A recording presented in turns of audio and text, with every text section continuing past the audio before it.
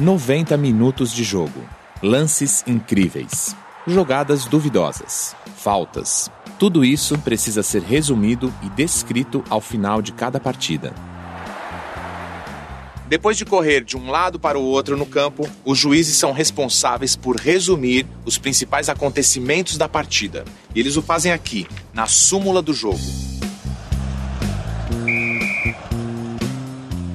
O Marcelo Rogério é árbitro de futebol há 17 anos, já apitou importantes jogos do Campeonato Paulista. Quando você começou a fazer, você escrevia mais? Quando eu fui formado pela Federação Paulista em 1998, a gente tinha que descrever totalmente o atleta número tal, ao tanto tempo da partida, deu um pontapé com o seu pé direito atingindo a coxa esquerda, detalhes. Hoje não tem mais isso, a federação conseguiu simplificar para a gente, né, então, através de palavras curtas, para jogar na súmula e não ter nenhum tipo de problema. Como é que você faz para lembrar de tudo que aconteceu durante o jogo e depois passar para a súmula? Dentro da partida, nós temos eu, que sou o árbitro central, nós temos 2 assistentes, nós temos 2 adicionais atrás do gol e temos o 4º árbitro. No meu plano de jogo, antes da partida, eu delego a cada um deles para fazer as anotações comigo. Tudo que acontece na partida eu vou anotando no meu cartão. No final a gente se reúne para relatar, cada um relata o que anotou para ver se bate com todas as informações. E a súmula você faz logo depois que acaba o jogo, no vestiário? Isso, nós temos uma recomendação, nós podemos entregar a súmula até 24 horas após a partida. Mas de praxe, ao término da partida, a gente já começa a fazer essa súmula.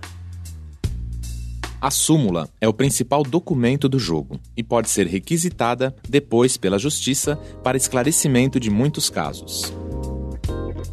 Qual foi a súmula mais complicada que você já teve que fazer? Foi uma partida entre Santo André, Campeonato Paulista, em 2005, uma partida numa época de chuva, e em Santo André tem o agravante de ter aquele córrego ao lado do estádio. Com muita chuva, aquele córrego transborda.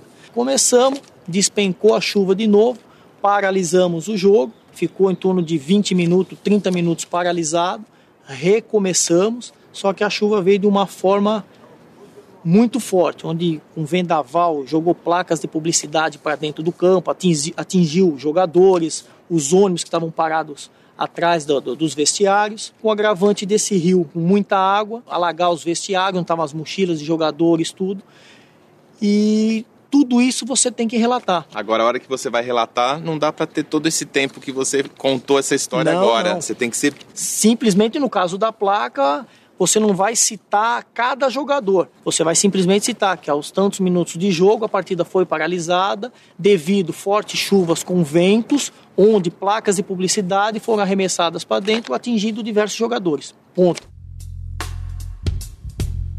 Assim como a súmula dos jogos de futebol, os textos escritos resumidos são bastante usados por vários profissionais, mesmo por aqueles cuja atividade principal não é a escrita. Há resumos de pesquisas, de textos técnicos, e todos nós, no dia a dia, somos cercados por textos resumidos. Quer ver só? Se um homem teve 2 vidas tão contrastadas, nada mais justo que tenha também 2 mortes. É esse duplo óbito que Jorge Amado narra nesta novela deliciosa que tangencia o fantástico sem perder o olhar aguçado para as particularidades da sociedade baiana. E aí, deu vontade de ler?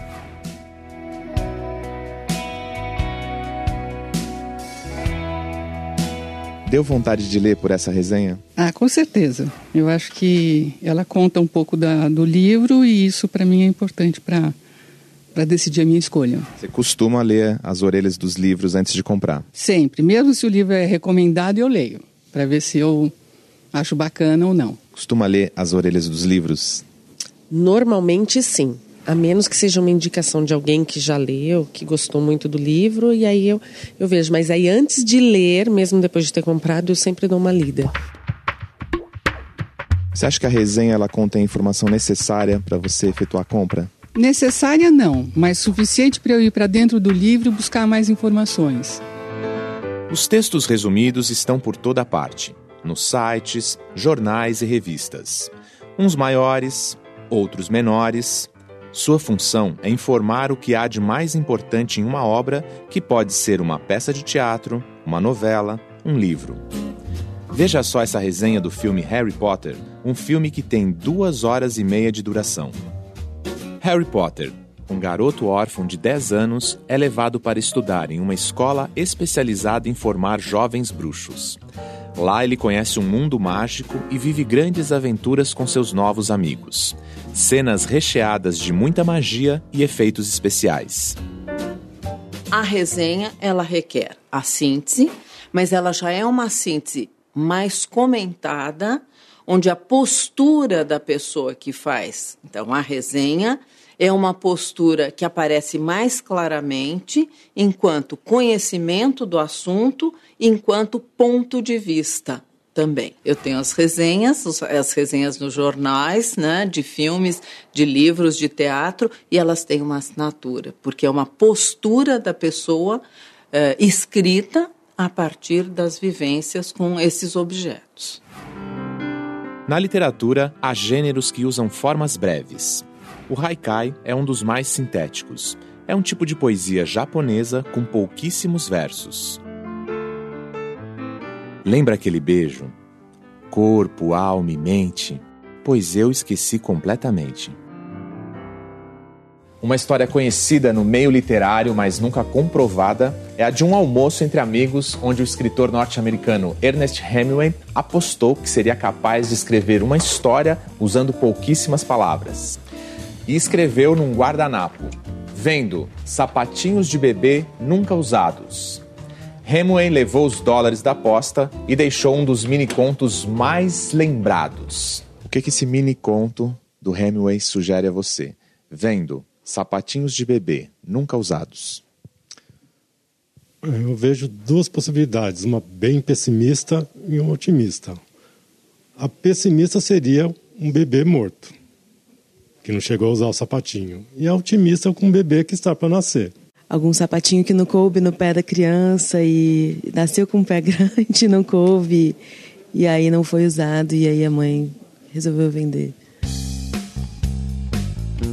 O jornalista e escritor Inácio de Loyola Brandão, autor de mais de 30 livros entre romances, contos e crônicas, é um dos adeptos do texto enxuto como estilo de narração. E eu aprendi isso na escola, o meu professor de português, Jurandir, que ele ficava desesperado com aquelas redações que falavam e não falavam nada. E aí ele dizia assim, a palavra é uma coisa muito importante e você tem que usá-la muito bem usada. E você sabendo usar, você não precisa escrever muito. E tem também uma outra coisa. Quanto menos você escreve, menos você erra. Então é fundamental, você tem que ser econômico, você tem que ser objetivo, você tem que ser direto. E eu aprendi isso, na verdade, fazendo jornal. Porque eu tinha que colocar uma matéria num tamanho determinado. E para colocar tudo que eu tinha a dizer naquele tamanho, eu tinha que reduzir. Pela rua, uma velha claudica apoiada numa bengala. Mas a bengala forma um quadrado, como o de uma bicicleta em menor tamanho. O quadrado tem rodinhas e um gancho, onde a mulher pendurou a bolsa. Ela tem o olhar satisfeito, como se possuísse uma bengala e um brinquedo. Quais são as dicas assim para atingir essa precisão, essa concisão, esse texto enxuto? Você faz o primeiro. Depois você começa, você deixa 2 dias. Se você tiver pressa, que você não pode fazer isso em jornal, mas se você não tiver pressa, num texto literário, num conto, 2 dias depois você vai começar a ver palavras inúteis. E é uma diversão, é um prazer e é um tormento cortar. Porque você vai cortando, e de repente, quando você está percebendo, o texto está alinhado com o essencial. Dito o essencial, o texto está pronto.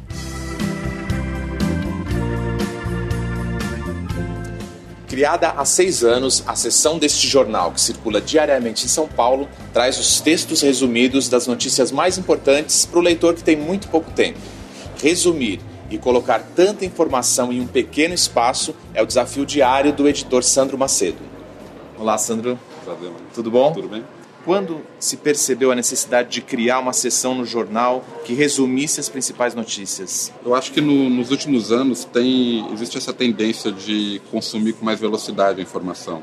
Talvez a internet tenha mostrado esse caminho para a gente, e o jornal achou por bem criar uma seção que resumisse todas as notícias numa página para que o leitor que não tem tempo, que está sempre correndo, tivesse acesso rápido à informação. E depois, se ele quisesse aprofundar na informação, o próprio jornal dá o caminho para ele. Então a concisão nos textos é uma tendência nas mídias? Eu acho que sim. Foram criadas, inclusive, mídias específicas com poder de concisão. Se a gente vê o Twitter, a pessoa tem que dar informação em 140 caracteres, né? Mais conciso do que isso, impossível. Então você pode mostrar pra gente como é que você faz para cortar a notícia no dia a dia? Claro, vamos lá.